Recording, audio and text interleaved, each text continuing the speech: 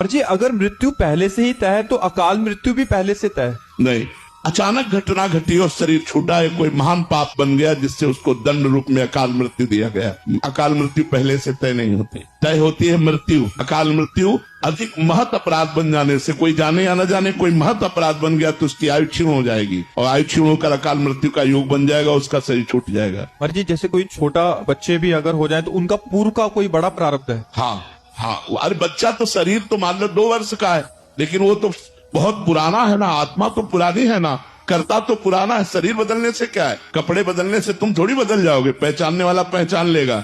ऐसे ये कपड़े हैं, कपड़े बदलने से काल की नजर में धोखा नहीं दे सकते। काल तो पहचानता ये वही है जो ये कर्म किए था, उसी कर्म के अनुसार उसको दंड मिलेगा। चाहे गर्भस्थ शिशु हो, चाहे जन्म लेने वाला हो, चाहे जन्म ले चुका हो, चाहे 2 वर्ष का हो, चाहे 20 वर्ष का हो, काल की नजर में कोई बचता नहीं है, उसे अवश्य भोगना पड़ता है।